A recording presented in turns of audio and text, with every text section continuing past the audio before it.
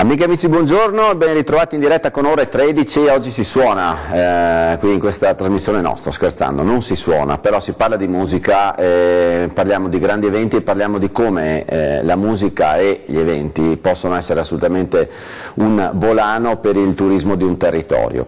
E abbiamo deciso di concentrarci sulla la provincia di Treviso, prendendo spunto tra l'altro da due eventi che stanno continuando a crescere nella loro dimensione in termini numerici, come flusso di persone, come attività e come ovviamente anche risultati. Allora, subito vi dico quelli che sono i miei ospiti di oggi. Abbiamo Paolo Gatto, che è organizzatore di Suoni di Marca. Buongiorno Paolo. Buongiorno. Poi abbiamo l'assessore al turismo del Comune di Treviso, Paolo Camolei. Buongiorno. Buongiorno a tutti. E Amedeo Lombardi, che è l'organizzatore tra l'altro dell'Home Festival. Buongiorno. Allora, buongiorno a tutti.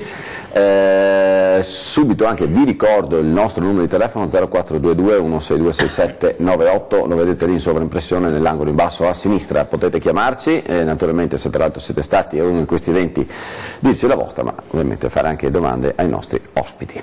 Allora, spesso in questo studio io tratto, no, di quelli che sono anche gli aspetti proprio dell'economia e come esistano tutta una serie di concatenazioni tra le varie cose che accadono, e devo dire che avere la fortuna di avere ovviamente anche l'assessore, però i case history insomma di due realtà estremamente positive da tutti i punti di vista, perché poi in questo caso degli eventi si misurano ovviamente con l'afflusso della gente,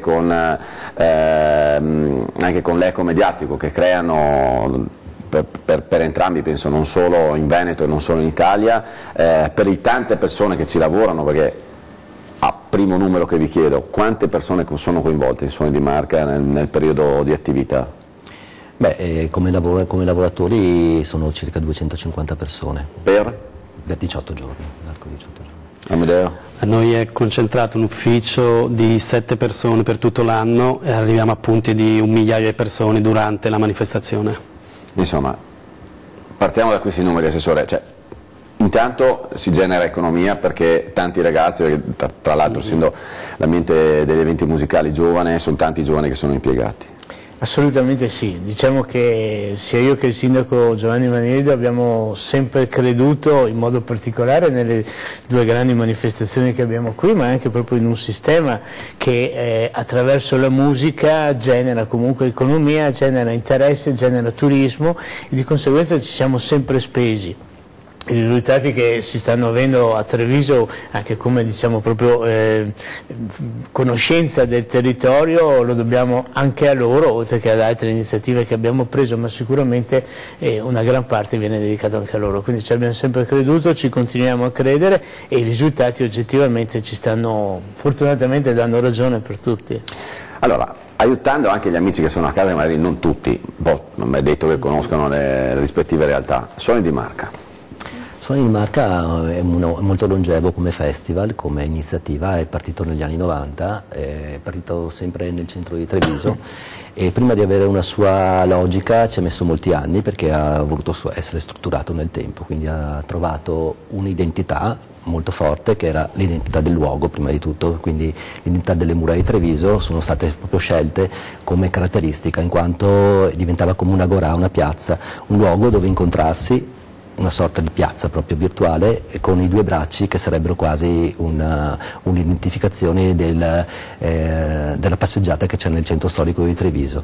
Ecco, e lì sia il turista che chiamiamolo il trevigiano si può identificare attraverso i luoghi che sono i locali del centro. Perché voi coinvolgete appunto i vari locali, sì, a essere fisicamente presenti nello spazio. È una sorta di mutuo soccorso tra la città e le attività produttive che ci sono in centro.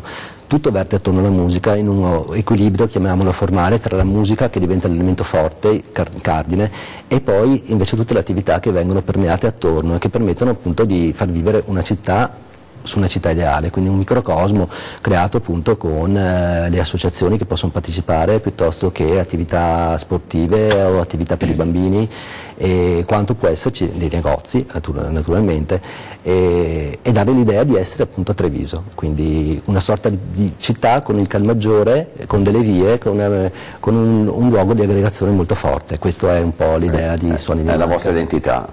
L'On Festival, se posso permettermi, penso prenda spunto dai grandi festival che ci sono in giro per l'Europa e che però lascio a te, Amedeo. Nasce innanzitutto, diciamo, come festa e come prolungamento di quello che è l'attività nostra quotidiana, perché nasce da un bar, però ha avuto subito ambizioni di poter portare in Italia quello che a mio avviso mancava completamente, ovvero quello che sono le grosse esperienze festivaliere europee. Potremmo citare tantissime cose, infatti è nato subito con una situazione con più palchi, più artisti che si esibivano all'interno della stessa giornata, ed è voluta essere da subito una sorta di casa. Dunque, dicevamo, scusami, Suoni di Marca è nato negli anni 90. L'OM ha festeggiato la 7ª edizione quest'anno, e da 3 edizioni è diventata una manifestazione a pagamento, proprio per far sì che si ampliasse sempre di più quello che erano gli artisti che potevano partecipare alla manifestazione. E nasce come una sorta di casa delle arti, infatti abbiamo la musica è sicuramente il comune denominatore, lo specchietto della Lodole è quella che dà più cassa di risonanza a quella che è un'ambientazione, qualcosa che vuole essere un luogo dove poter vivere H24. Infatti sono da 2 anni, siamo riusciti a realizzare anche un campeggio per far sì che le persone che arrivino da lontano possano vivere completamente quella che è l'esperienza del festival. Infatti l'ultimo dato, giusto perché è importante secondo me in questa sede anche parlarne, siamo passati dal 2% dello scorso anno di presenza estere a quasi un 9% di quest'anno, per cui tutto quello che noi facciamo da ora, come chiudiamo le porte della casa per riaprire poi quello dell'anno 21, e fa sì che di intercettare sempre di più pubblico straniero e persone che arrivino non solo da fuori Italia, cioè non solo da fuori regione, ma bensì da tutta Italia. Quindi, Assessore, intanto insomma, stiamo avendo anche dei dati importanti e Amedeo appunto dice, noi siamo partiti da un concetto che è quello di un locale e l'abbiamo fatto esplodere in un festival. Da quante persone quest'anno? Avevamo praticamente quasi 100.000 persone, però abbiamo dovuto annullare una serata per le condizioni meteorologiche, certo. Quindi siamo intorno alle 70.000. E un 9%, insomma, rispetto a 100.000 sono quasi 10.000 persone che arrivano dall'estero, non è male.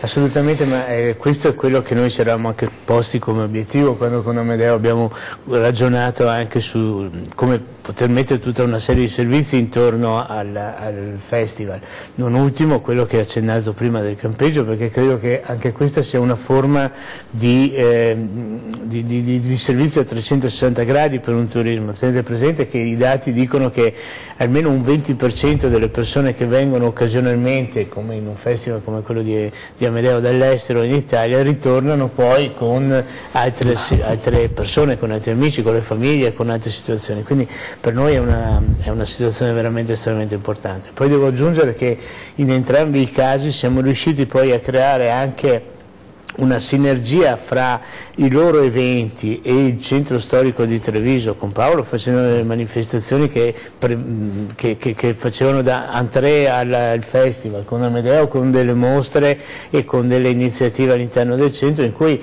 le persone venivano proprio convogliate e aiutate anche a conoscere la città di Treviso, a vederne le bellezze, a sfruttarne il commercio, a poter vivere anche la città, oltre che chiaramente il leitmotiv per cui venivano, che erano le musiche si erano destate sulle mura, e il grande evento poi internazionale sulla zona, diciamo, della dogana, ecco, come viene volgarmente chiamata. Allora, sentite, come selezionate i gruppi?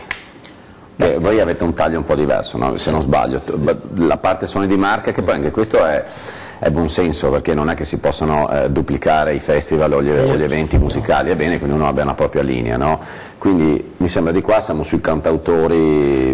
Diciamo che Suoni di Marca è molto particolare perché al duplice significato, suoni di marca, marca trevigiana, quindi era partito proprio per dare la possibilità a chi non ha il palco, a chi non ha la voce, quindi tutti questi artisti dell'entourage trevigiano.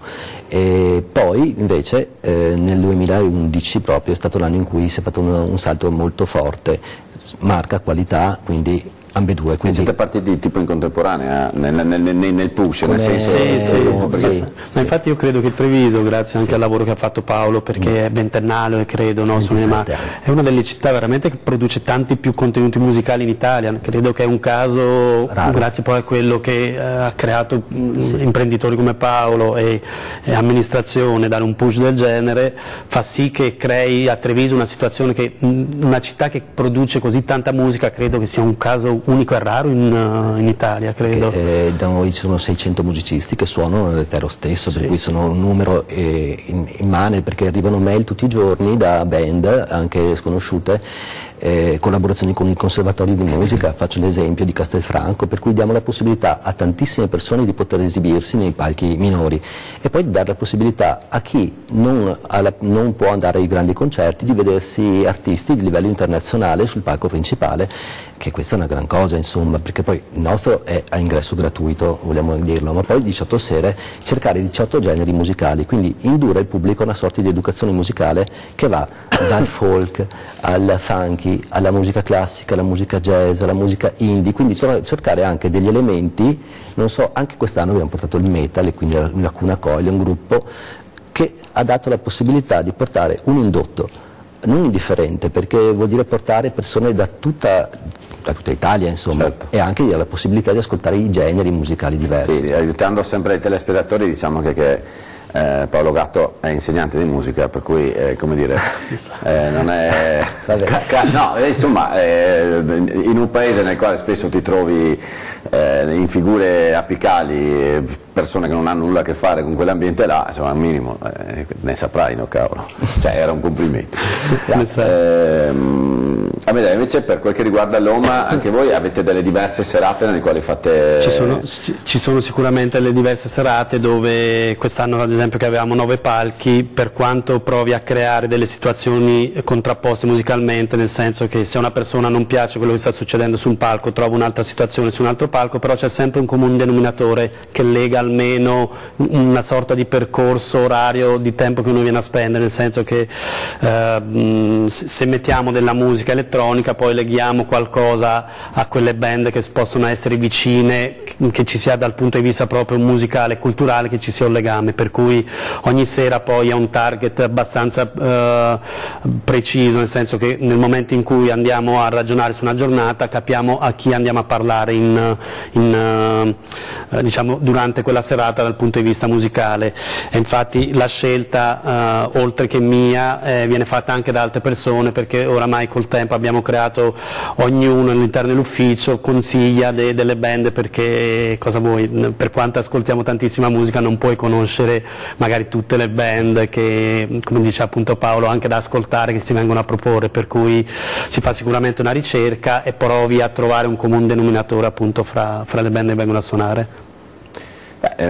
Insomma, penso che possa essere utile anche capire appunto qual è la genesi di quello che poi vi trovate in calendario o in programma sulle varie manifestazioni, perché c'è veramente un grosso lavoro dietro. Tanti dicono quando inizia l'evento, tra virgolette, mi rilasso quasi perché è finito il lavoro. Sicuramente poi ci sono le emergenze da gestire, però alle spalle c'è qualcosa di incredibile, come penso, trattandosi di realtà che fanno grandi numeri, serva una grande opera di coordinamento nei confronti anche dell'aspetto dell'impatto per la città, perché comunque è una città che fa 80.000 abitanti, ospitarne in una sera 10-15.000 da una parte, non so a quante possa arrivare quelli che arrivano analogamente. Serve un grande coordinamento. Assolutamente sì. Mi ricollego però, proprio entrando in questo tema, quello che dicevi prima, che anche Amedeo poi ha integrato, ovvero in una logica di sinergie studiate, integrazioni fra le tipologie di musiche e sul fatto che Treviso sia diventato quasi un caso particolare. ma in realtà nulla è stato lasciato al caso, nel senso che chiaramente, senza nulla togliere alle grandi capacità che hanno loro come imprenditori e che giustamente hai sottolineato, però abbiamo cercato di posizionarci un po' anche negli altri sistemi, diciamo, di promozione della città, proprio in livelli completamente diversi. Adesso, se tu analizzi la manifestazione di Paolo, per 18 giorni si rende e si mette a disposizione di un tessuto e di un'area circoscritta apparentemente, perché poi i numeri che fa sono talmente importanti che chiaramente è chiaro che l'area è molto aperta, mentre con Amedeo lui si è spinto invece in un'area quasi internazionale e sempre di più internazionale. Questa è stata un po' una filosofia di integrazione del turismo e della cultura nella città di Treviso, perché se voi pensate anche alla diversità di quella che può essere l'offerta dalla Treviso creativa più che a Treviso Fiori Città alle grandi mostre di Goldini, anche lì abbiamo cercato di diversificare per presentare un'offerta che coprisse la stragrande maggioranza delle persone, e forse proprio per questo Treviso è diventata per certi aspetti nel senso positivo un caso da studiare, perché vedo che molte altre città stanno ora cercando di imitarci. È logico che ci vuole un po' di lungimiranza imprenditoriale e poi la fortuna di trovare delle persone come loro, perché altrimenti, o come Marco per quanto riguarda la cultura, per come il Borgo Cavour per quanto riguarda il coinvolgimento del tessuto del commercio, quindi è un mix di cose. E lo dico, che tutte queste poi le poniamo, come dicevi giustamente, all'interno di un bacino di 80.000 persone, e qui siamo anche coscienti che qualche minimo disagio probabilmente le possiamo creare anche alla città, però credo che fra il dare e avere Treviso sia l'alternativa è una città vuota e morta, esatto. E non penso sia quello che tutti ci auspichiamo. Io passo la linea alla regia.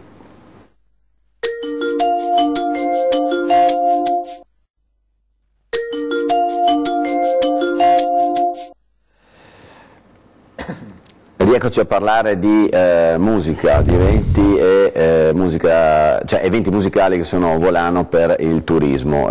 Mi aveva impressionato un dato che avevate diffuso qualche settimana fa nei media sulla ricaduta dell'Home Festival nel territorio. Ecco, quello è stato un dato oltretutto calcolato, uno studio che ha fatto il CISET, quindi il centro, praticamente il master che si tiene nel turismo della facoltà di economia di Ca' Foscari, e che ha portato l'UNASCOM e la Confcommercium alla riunione nazionale che hanno fatto a Roma, dove hanno analizzato l'Home Festival, la notte della Taranta e, se non sbaglio, un evento jazz che fanno in Sardegna proprio per la tipologia diversa. Loro hanno calcolato con dati certi che l'Home quest'anno è riuscito a produrre soltanto nel Treviso e provincia 16 milioni di indotto proprio reale e quant'altro, nel senso stiamo parlando di persone che hanno mangiato in città, persone che hanno fatto benzina, comprato il giornale o pagato il pedaggio, però proprio nella città di Treviso è stato quello l'indotto calcolato. Quindi capite che quella parolina lì che è volano penso sia ben rappresentata da quello che sta dicendo Amedeo.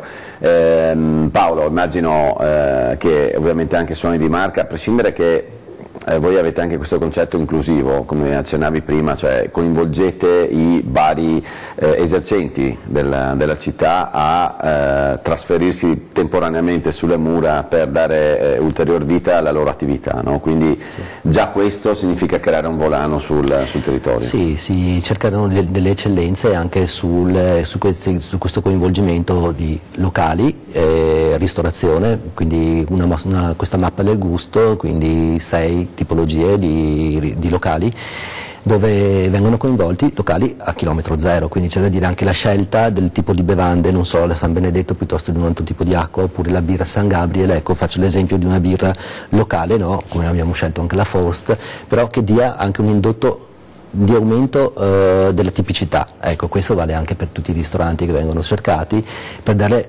l'idea di com'è Treviso. Ce ne sono stati più di 150 di ristoranti, pensate, di attività che sono transitate sulle mura. Ci sono stati circa 200 di bancarelle, quindi di artigiani che sono venuti, quindi con un coinvolgimento molto alto. Quindi sono no, le abbiamo invitate, cerchiamo proprio di dare così la possibilità all'opera locale, quindi di essere presente, e questo è un fiore all'occhiello per le attività produttive. Sentite, si diceva come ovviamente i grandi eventi, ma anche quelli piccoli, portino un minimo di disagio, no? E tra la popolazione, tra l'altro diciamo che i veneti sono anche quelli che sopportano un po' di meno il disagio da qualsiasi situazione. Nell'arco degli anni è un po' diminuito questo atteggiamento, cioè grazie anche di fronte al verificarsi di una continuità importante, con numeri importanti, con risultati importanti? Indubbiamente credo, voluto anche dalla professionalità che poi gli eventi hanno realizzato, il fatto che dicevi tu, la caducità, insomma la continuità, il fatto che vi aspettano oramai, come si diceva fuori onda.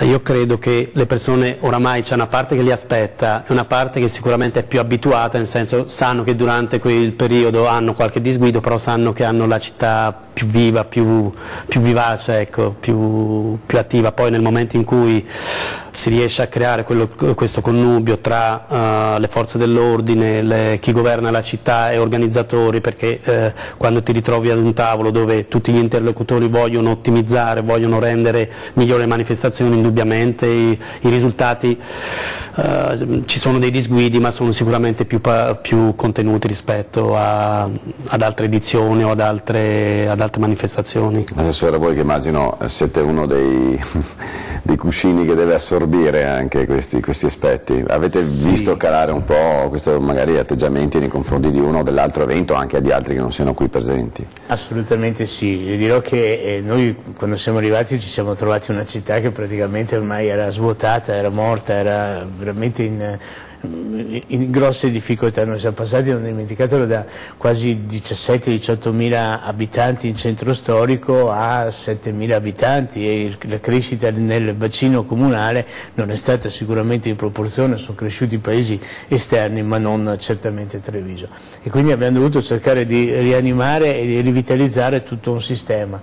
Credo che oggi Treviso sia ritornata una città viva, poi è logico che ci sono alcuni giorni in cui è vivissima e altri giorni in cui sta bene, e questo chiaramente è dovuto a una politica e una scelta di un certo tipo. Qualcuno ancora si lamenta, sì, sicuramente continuerà a esserlo, però tenete presente che noi ci siamo trovati anche in una città con un'età media molto avanzata, e magari il rumore dei giovani, i bar con i plateatici, le musiche, così, inizialmente avevano creato un po' di difficoltà e di disagio, però io vedo che ogni anno il numero di telefonate, il numero di lamentele, soprattutto per i festival gestiti con una certa professionalità, ma anche per le manifestazioni che noi portiamo in Treviso, sta sempre diminuendo. Ormai la gente tutto sommato ama avere una città viva, e credo che sia questo il percorso del quale noi dobbiamo continuare a investire tempo, risorse, idee e fare promozione, perché soltanto una città viva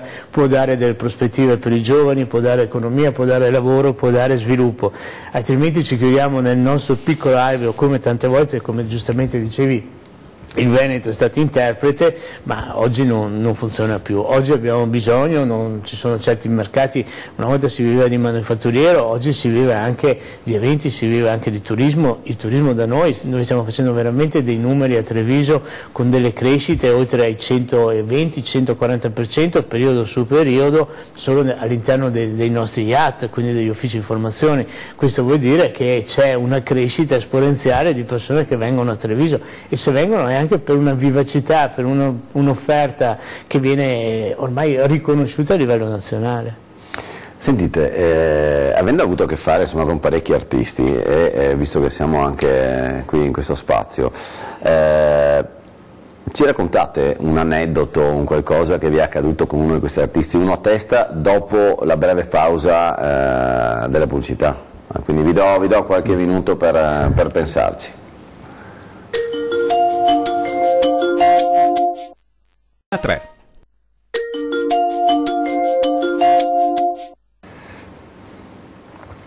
stanno per arrivare delle chicche, mi auguro, perché ho chiesto a Paolo Gatto e Amedeo Lombardi se hanno degli aneddoti da raccontare su artisti che hanno calcato i palcoscenici dei rispettivi eventi. Paolo, allora ti è venuto in mente qualcosa? Io sì, ho un bellissimo ricordo proprio nel 2011 all'arrivo di Gino Paoli a Treviso, dove si è come se fermato il tutto, cioè tutta questa kermesse fatta di un percorso enogastronomico, di un pubblico venuto magari con un biglietto, perché aveva l'ingresso biglietto, ma una sorta di religiosità che si è creata attorno, dove tutti hanno voluto ascoltare il maestro, e persone che non sono entrate, sono rimasti fuori dalle mura, sono rimasti nei giardini esterni ad ascoltare proprio questo duo, perché c'era Danilo Rea al pianoforte, quindi una musica veramente intensa, e nessuno più ha lavorato, si sono tutti quanti uniti verso la musica, e quindi si è quasi spenta tutta quanta la manifestazione per ascoltare, quindi la musica è stata proprio vincente, è stato molto forte il segnale, e là abbiamo capito che da lui direttamente, perché poi è rimasto, si è fermato tra le persone, ha dato questo senso di umanità, questi occhi molto vivi con le persone. Lui aveva, l'unica richiesta che aveva fatto era una bottiglia di Glen Grant, che l'ha utilizzata assieme alla sua classica sigaretta vicino al pianoforte, quindi era una sorta di dialogo tra il pianista e la sua bellissima voce, che ci ha poi regalato le sue più grosse canzoni, e ha dato proprio un segno molto forte, perché poi anche con noi si è fermato un paio di ore dopo il concerto a rilassarsi e raccontarci la sua vita, per cui quello ha dato un segno forte di quello che dovevamo poi continuare a fare a Suoni di Marca. Questo mi ricordo, ed è il segno forte che ha dato a tutti noi del nostro staff. Amedeo? Beh, ce ne sarebbero tantissime da cose da raccontare, esperienze. Infatti quando Paolo parlava mi immaginavo, sai, tutte le sensazioni e le emozioni che si provano, però mi piace ricordare la prima edizione del festival, quando, sai, parti, quanta acqua devi ordinare, ma quante persone verranno? 1, 10, non si sa. Mi ricordo che avevamo tra gli ospiti Eli e le storie tese, quindi prendiamo una parte del gruppo, lo portiamo in centro città a mangiare, in un ristorante in centro, e noi tra i nostri automezzi abbiamo una macchina che è come quella dei Blues Brothers, una macchina della polizia americana vecchia. A un certo punto loro con molta calma finiscono la cena e vengono via. Mi chiama l'autista, fa: "Oh Amedeo, guarda che sono bloccato in mezzo al traffico, qua siamo in ritardo, come facciamo?" Che dovevano salire sul palco e suonare. A un certo punto non riusciamo a trovare soluzione, perché era arrivata tantissima gente, e gli dico: "Accendi i lampeggianti e le sirene e portalo dentro, cosa vuoi fare? C'è una macchina della polizia, portalo dentro." Accendi i lampeggianti, fa tutto San Giuseppe, perché San Giuseppe ha sirene spiegate, quindi vedono le sirene, arriva la polizia, vedono le sirene, ci sta succedendo qualcosa, e quindi arriva anche la polizia nel frattempo. Gli artisti salgono sul palco, tutto bellissimo, la polizia si è un attimino presa, che dice: "Ragazzi, non è esattamente cosa che... non è esattamente cosa." A distanza di anni noi poi nel locale facciamo un evento che è una sorta di presentazione del festival, che è praticamente un concerto segreto, dove sono venuti Negrita, Subsonica, Alex Britti, e un anno è tornato Elio. Elio, come ha visto quella macchina, fa: "No, io ce l'ho qua, vi prego, perché quella volta ho preso abbastanza paura, ecco, diciamo." Quindi mi piace ricordare questo evento, perché è stato un po', sai, l'apertura di quello che poi è il festival. È stata la leggenda. Senti, Sì. invece figure femminili particolari che vi hanno lasciato qualcosa? Sicuramente devo dire Carmen Consoli, se devo citare un esempio, per la professionalità, il fatto che era trevigiana, non aveva mai suonato alla manifestazione, e quindi si ricordava le mura quando aveva 6-7 anni. Carmen Consoli trevigiana? La madre trevigiana. Ha vissuto parecchi anni. Mi dite una grossa novità, sapevo che era di siciliana, ma... di siciliana, però di madre trevigiana, quindi i primi anni li aveva vissuti proprio sulle mura di Treviso, perché La zia abita ancora a Treviso, sì, se non mi sbaglio, quindi abitava lì attorno proprio alla zona. Lucio Dalla, che ha studiato in città, se non sbaglio. Sì, Lucio Dalla, se non sbaglio, ha fatto il Pio X, che mi ricordo aveva detto. E quindi per lei è stato un flashback essere qui, e quindi ha dato veramente il massimo, e prima di averla convinta siamo andati a un concerto, e lei si è ricordata questa cosa e quindi ha voluto assolutamente, ci ha telefonato: il prossimo anno voglio esserci sicuramente, quindi ha deciso, al di là del suo produttore e della sua etichetta discografica, ha superato la cosa e ha detto: voglio venire a Treviso, ed è venuta a Treviso. L'anno successivo per noi è stata una grossa soddisfazione. Immagino. Sì. E te, Amedeo? Beh, come artisti sicuramente quest'anno Levante l'ho percepito che avrà futuro, nel senso sarà un artista di cui ne sentiremo tanto parlare, però come dal punto di vista artistico c'è stato un gruppo che è venuto quest'anno, si chiamano London Grammar, dove la cantante tra l'altro molto giovane, era persino timida, quasi imbarazzata a montare sul palco. Quando è salita sul palco, lei ex, se non sbaglio, è tipo un tenore, soprano, non ricordo cosa, quindi una voce molto possente, sai, del tipo, ma è la stessa persona, scusa, cosa è successo? E poi a me piace ricordare invece, sai chi, tutte quelle donne che magari a noi, sai, Home, Ricorda Casa e quant'altro, che poi sono quelle che creano il festival, perché c'è tante ragazze che lavorano e nei momenti di difficoltà vedi che hanno quella marcia in più, non so se è il senso materno o quant'altro, sono quelle che poi riescono a darti la carezza al momento giusto, a trovare quella soluzione immediata, sono quelle che poi sono tutti quei piccoli gesti che te ne dimentichi, però che poi fanno sì che le manifestazioni poi riescano. Però sì, indubbiamente sta cantante di quest'anno che non scricciolo con la voce. Sì. E invece per lei, assessore, un ricordo artistico di uno per festival? No, diciamo che ricordi particolari no, sono situazioni che vivi, diciamo, in una logica non di coinvolgimento totale, ma poi ci sono sicuramente dei momenti, quest'anno con Franco Battiato, sicuramente è stato un momento che ha rappresentato un po' per tutta la città di Treviso un attimo un brivido, diciamo così, sulle persone, perché comunque è una grande personalità, con dei grandi testi, con dei grandi momenti di meditazione anche attraverso le sue canzoni.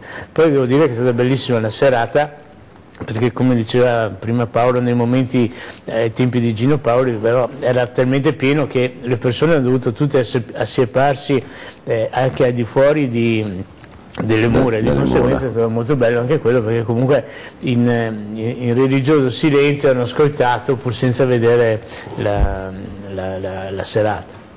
Per quanto riguarda invece un festival, per la mia generazione sicuramente i Duran Duran hanno rappresentato qualcosa di certe band che suonano neanche le conosco, vengo da un'epoca, però i Duran Duran ricordo anche tutta una serie di amici, di conoscenti, quindi di coetanei dell'età, agitatissimi, hanno più hanno meno, agitatissimi, perché arrivava la storia della nostra musica.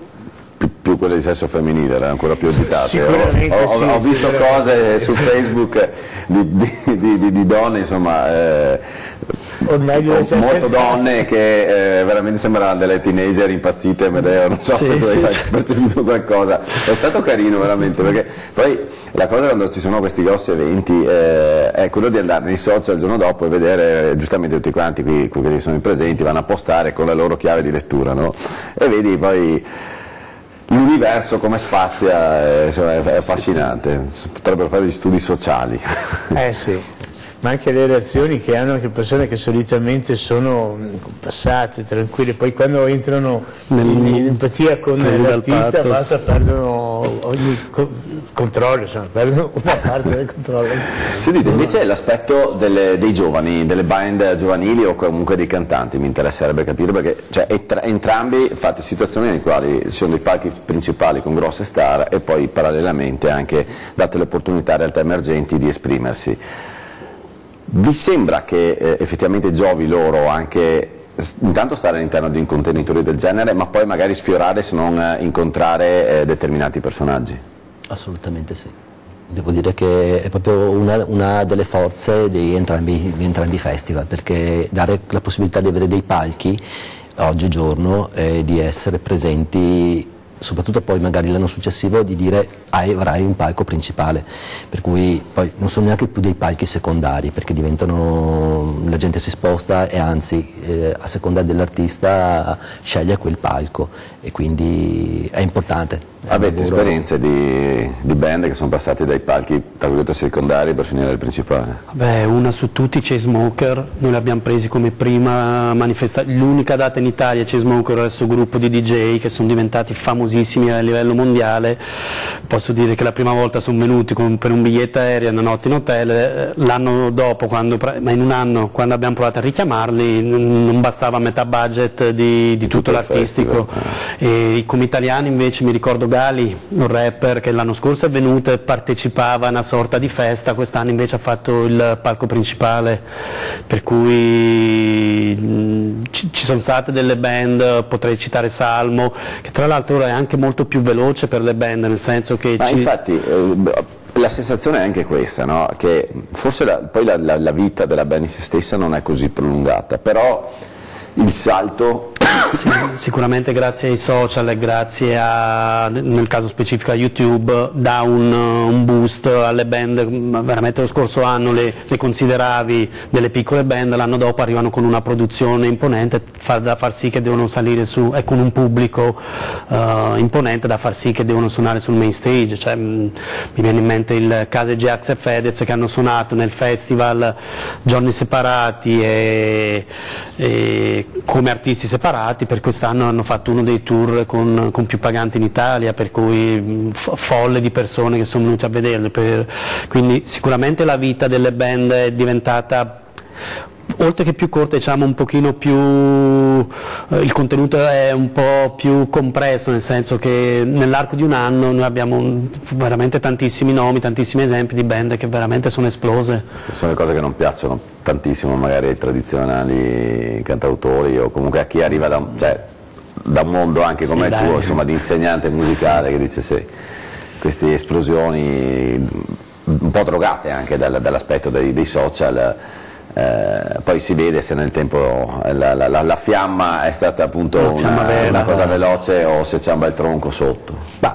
In ogni caso dare la possibilità di avere un palco, lo ripeto, anche se non è quello principale, è forte, perché è adrenalina, è la possibilità di farsi conoscere e poi sarà un biglietto da visita per tutti quanti, e soprattutto perché non ci sono ancora le strutture, no? Infatti è un lavoro nostro che dopo, in collaborazione anche con Comune, con Provincia, è quello di poter far capire che c'è bisogno di avere degli spazi che siano stabili per tutto quanto l'anno, perché ripetiamo, noi diamo i palchi nell'estate, ma avere il palco per far suonare, se non c'è un home bar, ecco, questo un po' manca, perché la spinta dovrebbe essere anche questa, oltre ai festival estivi, perché c'è tanta voglia di ascoltare musica, tantissima, c'è proprio questo turismo musicale che si sposta a tutte le età, anzi non soltanto giovane, ma c'è anche un pubblico. È molto trasversale. Sì. Piccola pausa.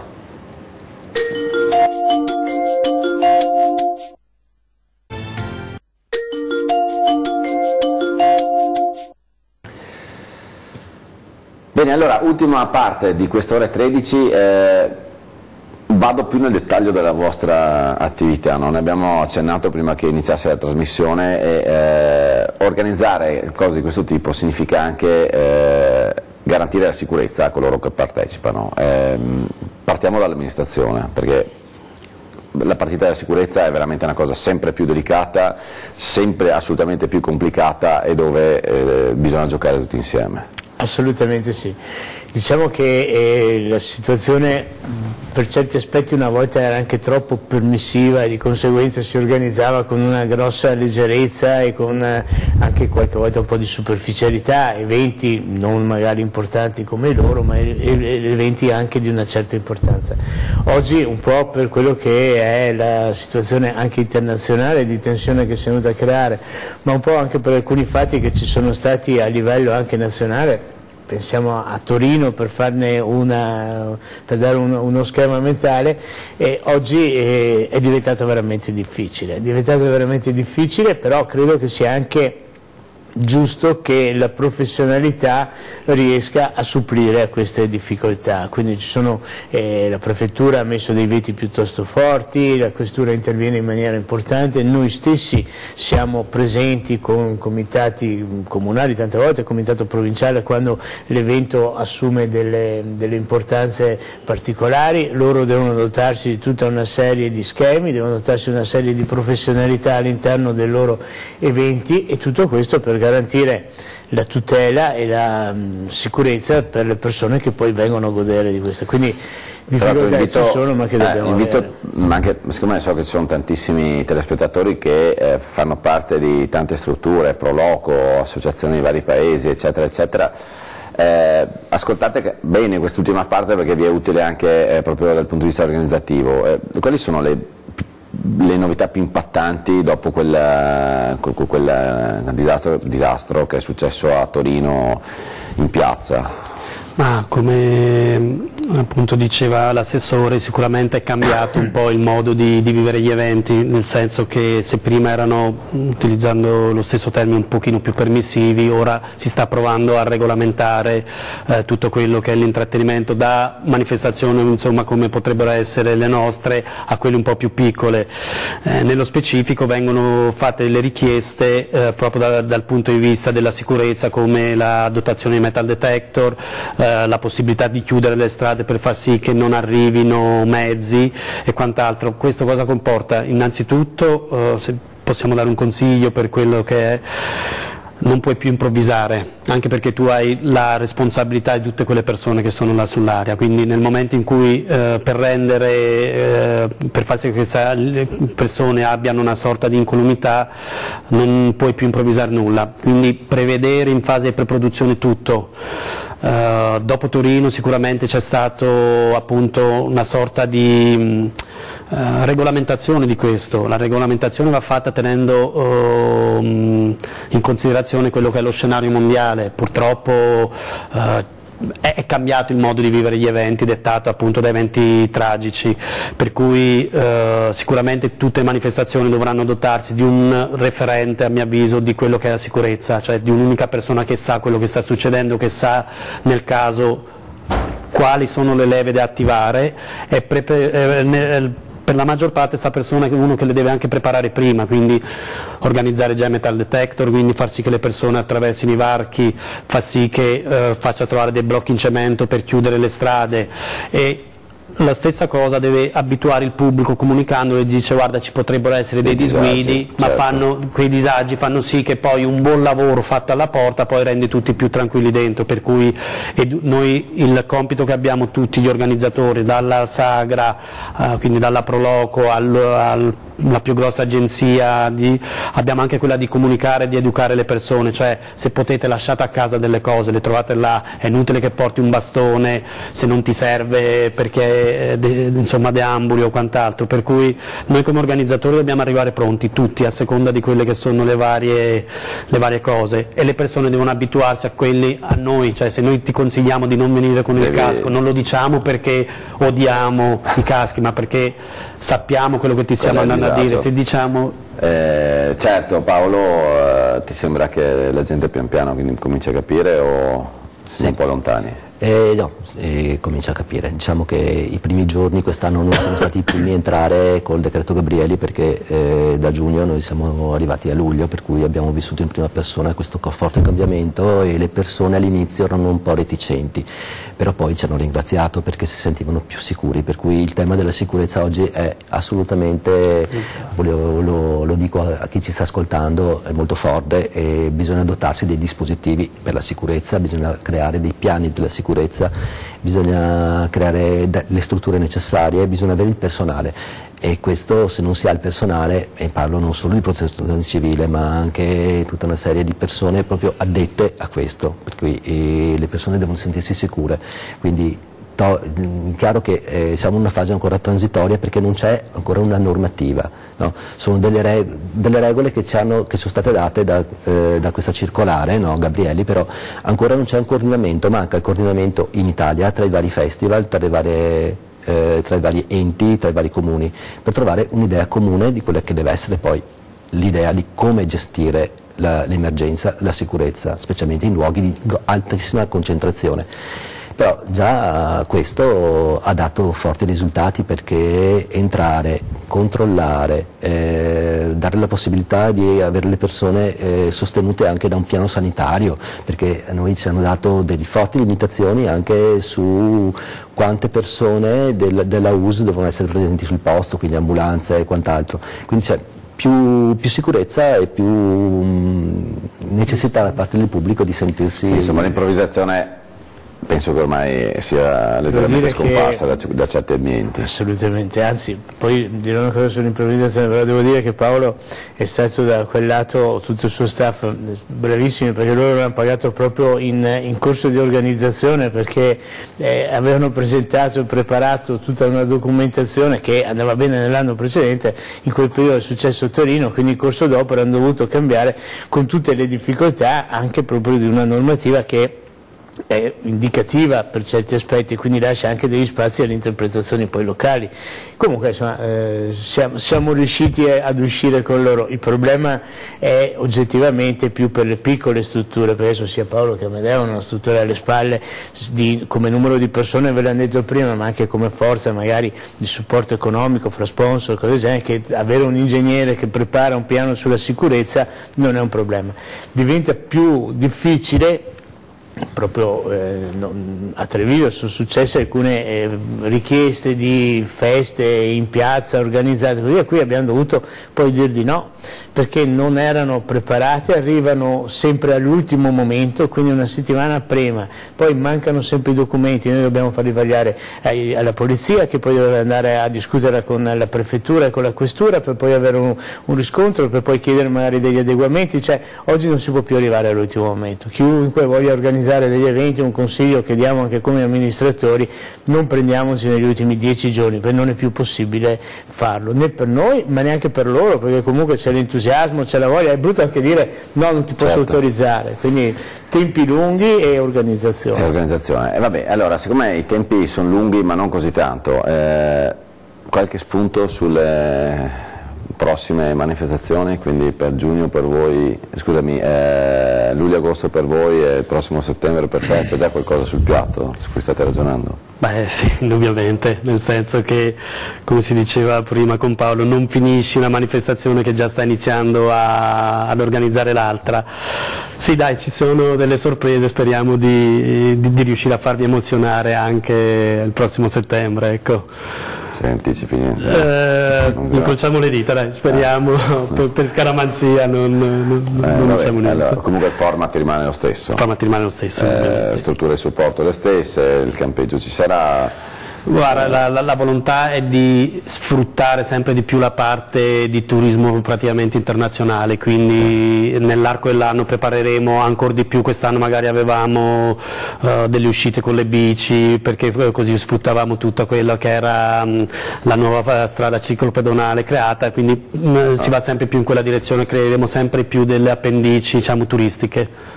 Paolo, tu hai qualche anticipazione da darci? Incrociamo le dita, perché il luogo fondamentalmente sarà lo stesso, perché identifica la città.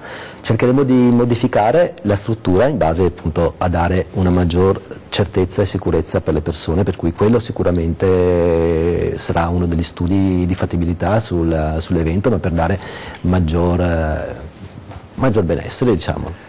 Va bene, insomma, allora abbiamo capito che incrociamo le dita, le manifestazioni si fanno, poi a momento debito arriveranno anche i rispettivi programmi. Signori, grazie. Grazie a voi. In bocca al lupo per tutto, continuate così, e grazie a tutti coloro che ci hanno seguito da casa. Ciao a tutti.